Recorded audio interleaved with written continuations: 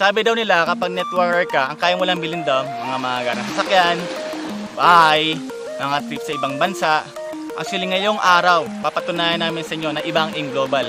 Dahil ngayong araw, meron isang bata, ang pangalan Janvi San Juan, bumili ng isang beach resort sa Palawan. Ang malupit dito, kung saan nag-shoot yung Survivor, ayun lang siya, katabi lang namin. You would not believe your eyes if 10 million fireflies lit up the world as I fell asleep. Nag-start kami sa in global, dito kami nagkakaroon ng seminar, sa garahe lang.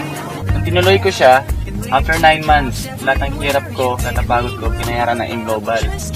Ako yung pinakabata nakaplan ng US, ng libre. At the age of 20, na ito yung first million ko sa in global. After 2 years, nagkaroon din akong dalawang sasakyan.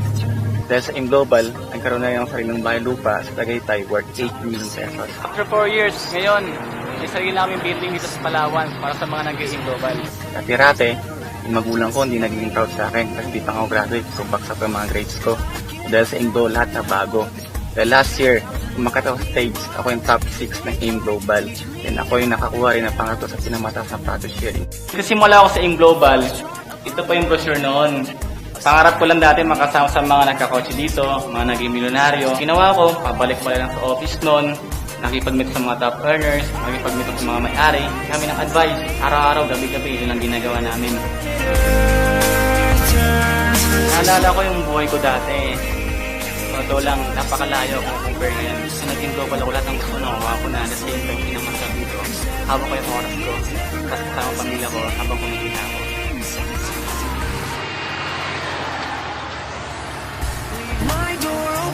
Akala ko lahat ng pangarap ko nakuha ko na.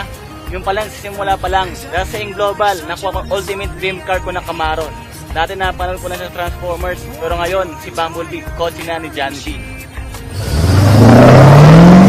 Kumita lang 10,000, 15,000, tuwang-tuwa na ako. So ngayon, na-experience ko sa in global, kumita pa ng almost million. Ano kayong pakiramdam nun? Hindi ko ma-explain. Mas nakaya mo yung pangarap mo kaya sa ibang tao. Kasi kapag ginawa mo yun, for sure, effort na lalabas yun, mas malaki. And pangalawa, dapat meron kang paniniwala sa sarili mo na kayang-kaya mo lahat. And huwag mo kakalimutan na kasama mo yung Diyos. Kasi nga, sa akin, nagsimula ko sa AIM, ang tumatak ng sakit ako, I can do all things through Christ who strengthens me.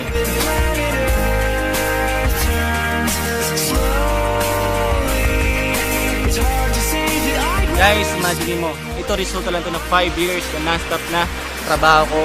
Pumunta na iba-ibang lugar, iba-ibang bansa. Pero kung isipin mo, sino ba naman ako para magkaroon ng ganun?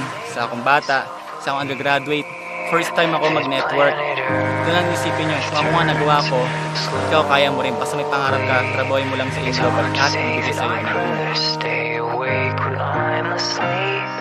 Because my dreams are bursting at the seams. At tumulang pawis ko. Tumutulong pawis ko. Pero may kapin, di ba doon? Oo.